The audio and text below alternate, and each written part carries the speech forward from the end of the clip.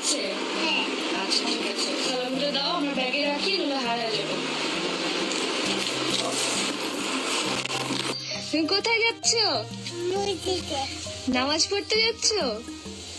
সবাইকে সালাম দিয়ে দাও। এটা কই? আরে সালামি। সালাম।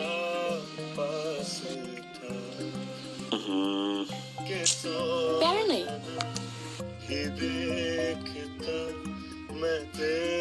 ওকে। আই দাঁড়াও। जो भी है सब मेरा, থ্যাংক ইউ। तेरे हवा। ওকে, ভিডিও ডান। ভিডিও হয়ে গেছে, সুন্দর করে এডিট করে আপলোড দিব। হ্যাঁ দাও। देखा जमाना ও সালামি। তোমারও লাগবে? এই নাও। রিজিক সে এখন শুধু তার চাচা আর বাবার সাথে ঈদ কাটাচ্ছে। ছোট্ট এই মনটা হয়তো বা বুঝে গেছে তার মা আর কোনোদিন ফিরে আসবে না। আর এই কঠিন সত্যতা মেনে নিয়ে হয়তো বা সেই নিজেকে সামলানোর চেষ্টা করছে। মায়ের শূন্যতা কখনো পূরণ হওয়ার মতো নয়, তবুও বাবা আর চাচার স্নেহ নিজেকে জড়িয়ে রেখে হাসতে চায় রিজিক।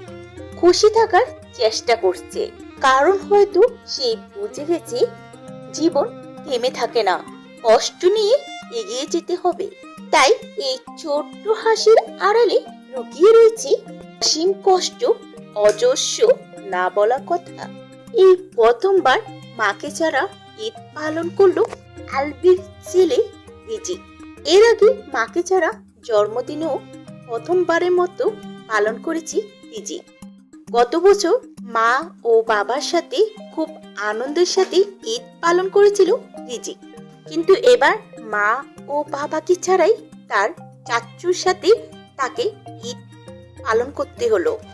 মা ছাড়া রিজিকের এই প্রথম ঈদ। আজ সে দাঁড়িয়ে রয়েছে তার চাচার হাত ধরে, তবুও মুখে যেন একটি ছোট্ট হাসি রয়েছে রিজিকের। চাচার হাত ধরে রিজিকের এবারের ঈদটা কেটে গেল। তো ভিউয়ার্স, আপনাদের কি মতামত রিজিকের এই সাদামাটা ঈদ দিন উদযাপন নিয়ে? অবশ্যই ভিডিওটি নিচে কমেন্ট করে জানাতে ভুলবেন না।